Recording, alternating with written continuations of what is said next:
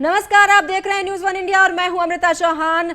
श्री कृष्ण जन्माष्टमी की आप सभी को ढेर सारी शुभकामनाएं। बड़ी खबर, महाविकास अघाड़ी सरकार के एक और मंत्री को ईडी का नोटिस भेजा गया है। शिवसेना नेता और परिवहन मंत्री अनिल परब को ईडी ने नोटिस भेजा है। 31 अगस्त को ईडी कार्यालय में पूछताछ के लिए पेश होने के निर्देश दिए गए हैं। तो 31 अगस्त को ईडी कार्यालय में पूछताछ के लिए पेश होना है, ये निर्देश दिए गए हैं। महाविकास अघाड़ी सरकार के एक और मंत्री को ईडी का नोटिस भेजा गया है। 31 अगस्त को ईडी कार्यालय में पूछताछ के लिए इन्हें पेश होना है, इसके निर्देश दिए गए हैं। 31 अगस्त को ईडी कार्यालय में पूछताछ के लिए पेश होना है। महाविकास अघाड़ी सरकार के एक और मंत्री को ईडी का नोटिस भेजा गया है। तो शिवसेना नेता और परिवहन मंत्री को नोटिस भेजा गया। 31 अगस्त को ईडी कार्यालय में पूछताछ होगी। सरकार के एक और मंत्री को ईडी ने नोटिस भेजा है। महाविकास अघाड़ी सरकार के एक और मंत्री को ये नोटिस दिया गया है। शिवसेना नेता और परिवहन मंत्री अनिल परब को ये नोटिस भेजा गया है। तो अब 31 अगस्त को दिन तय किया गया है। इनसे पूछताछ के निर्देश दिए गए हैं कि उन्हें 31 अगस्त को पेश होना है। पूछताछ के लिए इनसे पूछताछ होगी इस पूरे मामले में। तो कार्यालय में, ईडी कार्यालय में 31 अगस्त को इन्हें पहुंचना होगा। महाविकास अघाड़ी सरकार के मंत्री हैं जिसको ईडी ने नोटिस भेजा है। शिवसेना नेता और परिवहन मंत्री अनिल परब को यह नोटिस भेजा गया है। तो 31 अगस्त को पेशी होगी, यहां पर वो कार्यालय में पहुंचेंगे और उनसे पूछताछ होगी। शिवसेना नेता हैं, परिवहन मंत्री हैं अनिल परब, जिनको नोटिस भेजा गया है। 31 अगस्त का दिन दिया गया है ईडी कार्यालय में पहुंचने के लिए। ईडी कार्यालय में पहुंचेंगे और उसके बाद इनसे पूछताछ की जाएगी। तो ईडी ने यह नोटिस भेजा है। शिवसेना नेता हैं, परिवहन मंत्री अनिल परब, जिनको ईडी ने यह नोटिस भेजा है।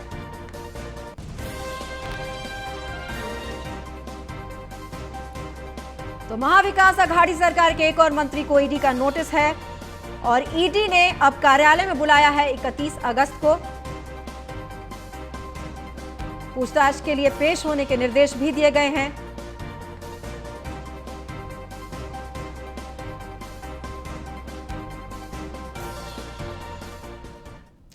और अब बढ़ते हैं आगे। मुंबई में स्थित धारावी में रविवार को एक झुग्गी में एलपीजी सिलेंडर में धमाका हो गया जिससे आग लग गई। इस घटना में 14 लोग झुलस गए हैं। सभी घायलों को इलाज के लिए अस्पताल में भर्ती कराया गया है।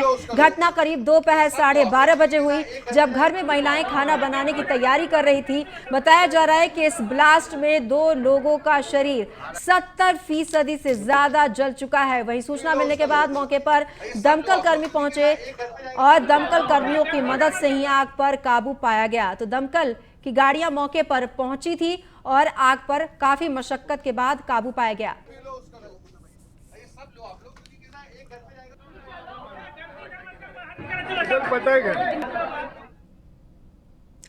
बढ़ते हैं आगे। 100 करोड़ वसूली मामले में महाराष्ट्र के पूर्व गृह मंत्री अनिल देशमुख पर लगाए गए आरोपों की जांच कर रही सीबीआई की प्राथमिक रिपोर्ट अब वायरल हो रही है।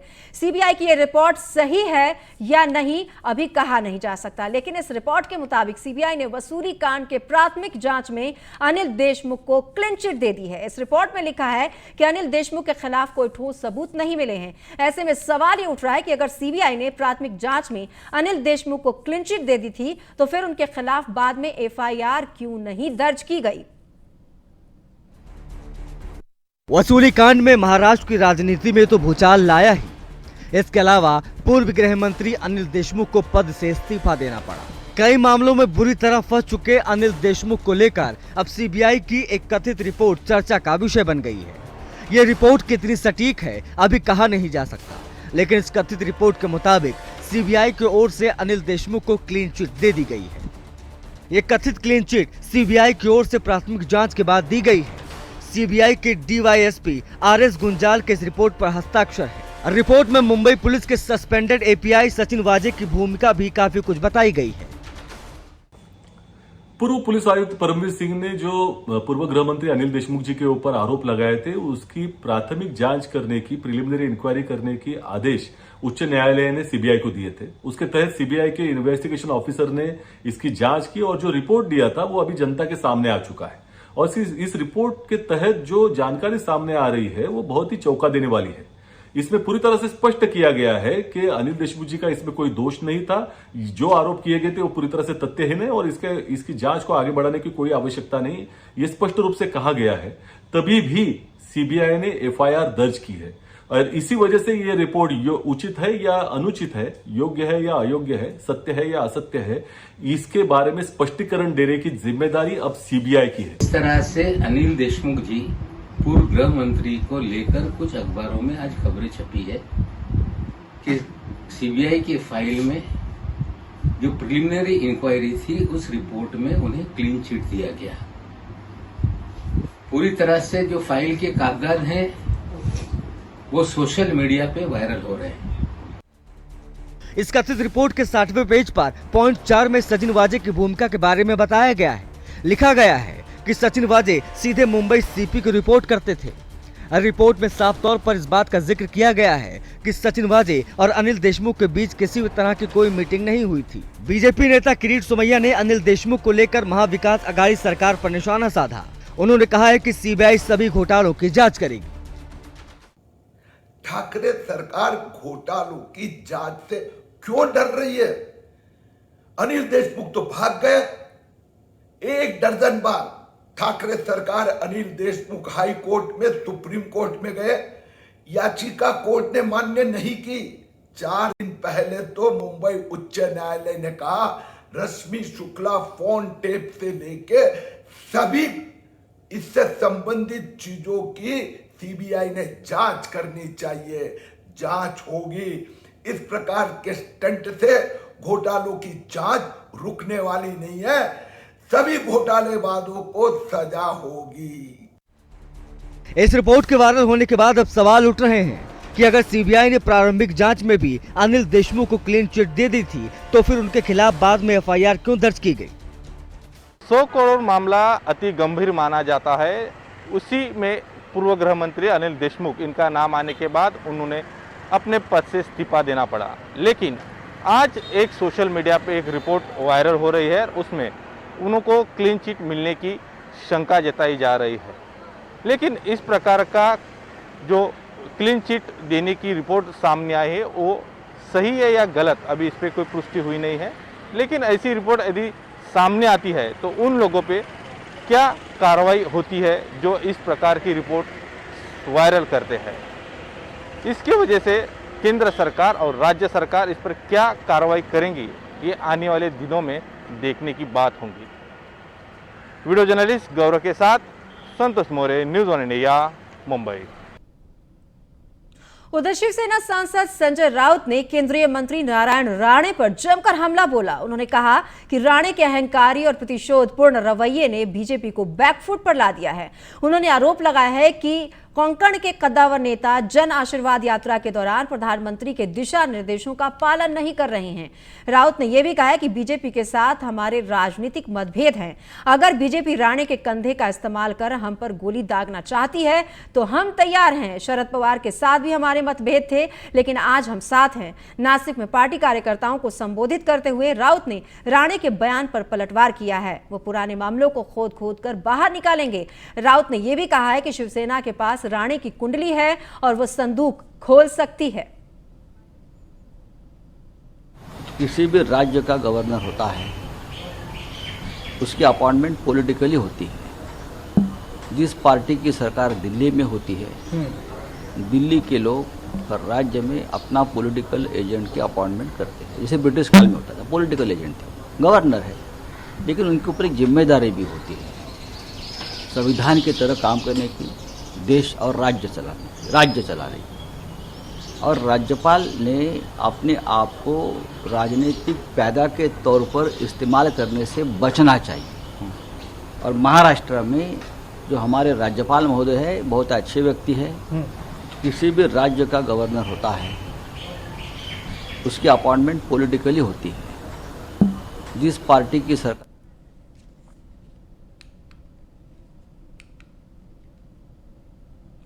अंतर्राष्ट्रीय हिंदू परिषद के संस्थापक प्रवीण तोगड़िया ने मुंबई के घाटकोपर में शिवसेना और बीजेपी पर निशाना साधा। उन्होंने कहा है कि महाराष्ट्र के सीएम उद्धव ठाकरे और केंद्रीय मंत्री नारायण राणे एक दूसरे की मार्केटिंग कर रहे हैं। वो लड़ेंगे भी और एक थाली में खाना भी खाएंगे।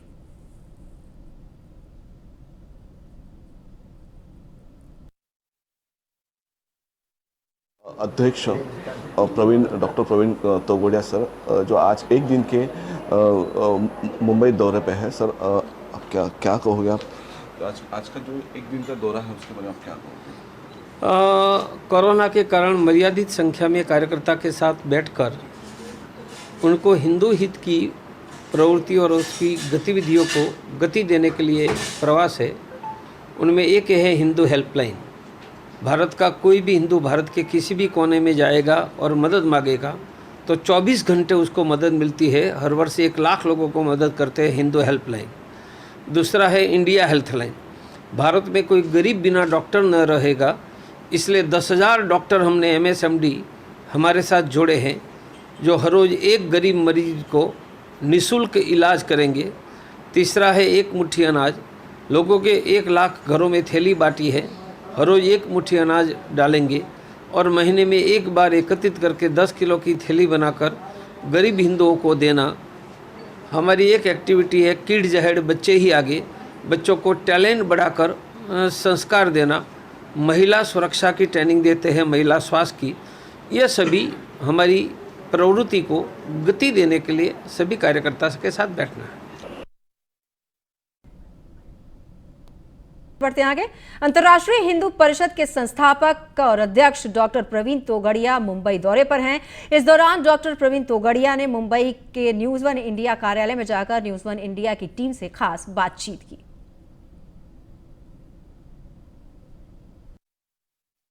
हिंदू नेताओं में से एक सबसे बड़ा नाम है डॉक्टर प्रवीण तोगड़िया। प्रवीण तोगड़िया जैसा न्यूज़ 1 इंडिया पे हमारे साथ में है, उनसे हमारे पूरे सहयोगी बातचीत करेंगे। सर जी, न्यूज़ 1 इंडिया में आपका बहुत बहुत स्वागत है। सर, जो आप अभी दौरे कर रहे हैं हिंदू हेल्पलाइन, ये विस्तार से बताइए सर। क्या यह मेरा दौरा भारत में कोई भी हिंदू कहीं पर भी जाएगा, मानो मुंबई से आप दिल्ली गए, बेंगलोर गए, हरिद्वार गए, तो मुंबई में आपको मदद करने वाले बहुत लोग मिलेंगे। दिल्ली में कौन मिलेगा, हरिद्वार में कौन मिलेगा, बेंगलोर में कौन मिलेगा। मैं तो 32 साल से काम कर रहा हूं और एक शहर में 2 रात सोया नहीं। मेरे मोबाइल में 2.25 लाख के पर्सनल कॉन्टैक्ट हैं। मैंने उनकी मदद से सिस्टम बनाई कि कोई भी हिंदू भारत में कहीं पर से मदद के लिए फ़ोन करेंगे। इसके लिए 24 घंटा का कॉल सेंटर है। नंबर है 020668033। ये नंबर पर वो फ़ोन करेंगे तो इमीडिएटली जिस टाउन नगर से आप फ़ोन कर रहे हैं वहाँ का हिंदू भाई आपको मदद करने के लिए आएगा। हमने कहा हिंदू हेल्पलाइन हिंदुओं का विश्वसनीय मित्र, 24 घंटे आपके सहयोग के लिए। हर वर्ष लगभग 1 लाख लोगों को मदद करते हैं। किसी को ब्लड देना, अस्पताल में भर्ती करना, रास्ते में कार खराब हो गई है तो उसके रिपेयर करने वाला ढूंढना, महिला के साथ है तो उनको सुरक्षा देना। और जो प्रत्येक फ़ोन आते हैं वो मैं मॉनिटर करता हूँ और आवश्यकता है तो रात को 3 बजे मदद करने वालों की मदद के लिए मैं खुद खड़ा हो जाता हूँ। 8 साल से हिंदू हेल्पलाइन चल रही है। दूसरी एक योजना है इंडिया हेल्थ लाइन। हमने 10,000 स्पेशलिस्ट डॉक्टर, स्पेशलिस्ट मानी MSMD, ये प्रत्येक डॉक्टर को पर्सनली मैं मिला हूँ देश के सभी शहरों में, गुवाहाटी से लेकर केरल, त्रिवेंद्रम।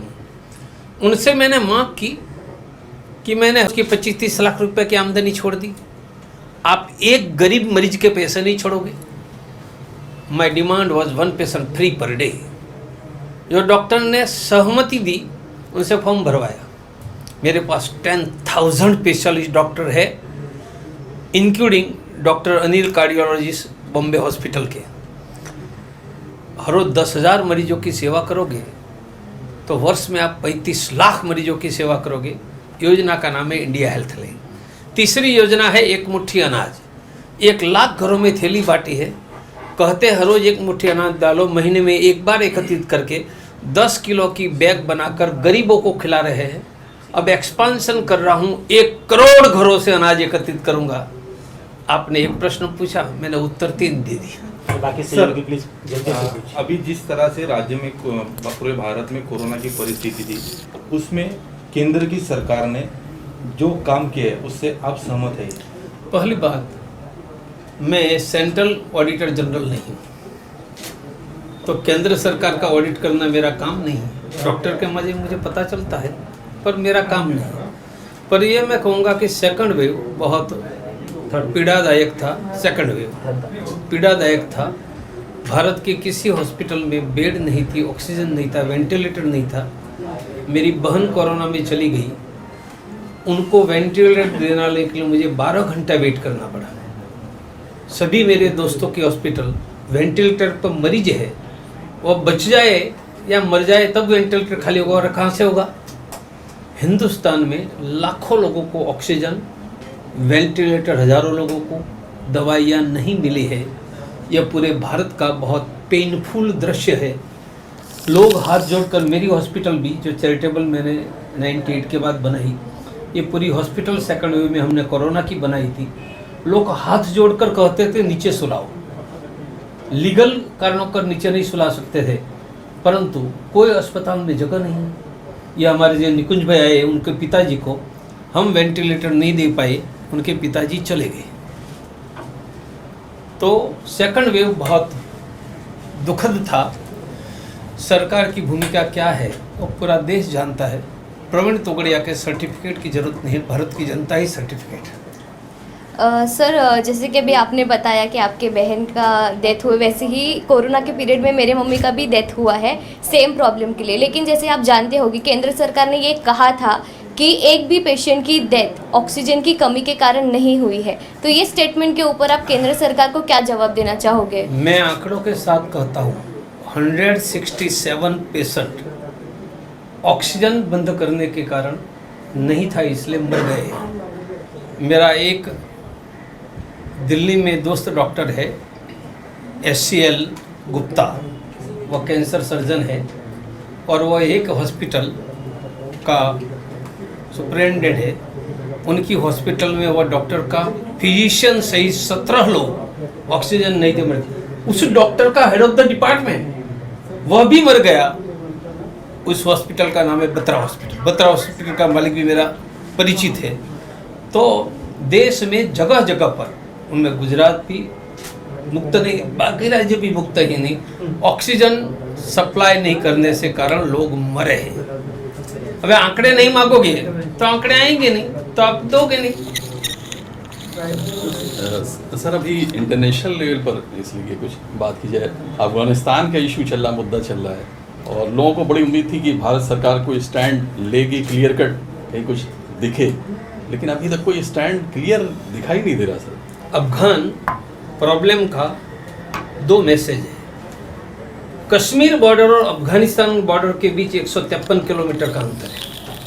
153 किलोमीटर बीच में पाकिस्तान है। अफगानिस्तान कश्मीर के एक्सट्रीमिस्ट को ट्रेनिंग और शस्त्र दोनों देगा, हमारा जीना दुभर हो जाने वाला है। दूसरा मैसेज यह है कि तालिबान पैदा कहाँ हुए? तालिबान पाकिस्तान की वह मदरसों में पैदा हुए जो मदरसे भारत की तबलीग जमात चलाती है। ये पाकिस्तान के जिस मदरसों में उनके स्टूडेंट को तालिबान बनाया, उनका वैचारिक केंद्र उत्तर प्रदेश में सहारनपुर के नज़दीक दारुल उलूम देवबंद है। उनमें पढ़े हुए लोगों का संगठन तबलीग जमात है। भारत में उनकी संख्या 7 करोड़ के करीबन है और दुनिया के 67 कंट्रीज में है। उनके मौलवियों का संगठन जो मदरसा चलाते हैं, जमायत उलेमाए हिंद है। भारत सरकार को तीनों पर प्रतिबंध लगा देना चाहिए यदि भारत का तालिबानीकरण रोकना है, वरना भारत का तालिबानीकरण नहीं रोकेंगे। पाकिस्तान में तबलीग में मानने वाले की संख्या 1 करोड़ से कम थी, उन्होंने 75,000 तालिबान पैदा किए।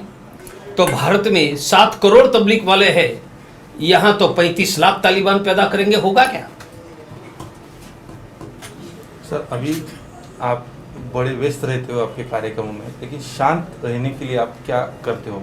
क्योंकि आपके जो बस आपके चेहरे की हंसी देखकर हम शांत हो जाते हैं। सर, राम मंदिर हो गया, अभी आपने कहा था कि अभी काशी मथुरा बाकी है। पहली बात, राम मंदिर के लिए पहली मीटिंग हुई वो दिल्ली में हुई। वो मीटिंग में काशी मथुरा अयोध्या तीनों मंदिर मुक्त करने का रिजोल्यूशन प्रस्ताव हुआ है। अब कुछ लोग कहते हैं कि काशी मथुरा हमारे एजेंडा में नहीं है, तो मैं कहता हूँ काशी मथुरा जिनके एजेंडा में नहीं है वो लोग हिंदुओं के एजेंडा में नहीं रहेंगे। मंदिर तो राम मंदिर के लिए 32 साल पहले मैं कहता था मंदिर बनेगा, तुम चाहोगे तो भी बनेगा और तुम नहीं चाहोगे तो भी तुम्हारी छाती पर पांव रखकर मंदिर बनेगा। मंदिर बना लिया, काशी मथुरा भी बना लेंगे। धन्यवाद। Thank you sir, thank you sir, sir. ये थे प्रवीण जी तोगड़िया। जिस अंदाज के लिए वो जाने जाते हैं बिल्कुल उसी अंदाज में उन्होंने अपनी भूमिका रखी है। कैमरामैन महेश और गौरव के साथ आनंद गायकवाड़ और पूरी टीम न्यूज़ इंडिया मुंबई। फिलहाल इस बुलेटिन में इतना ही। नमस्कार।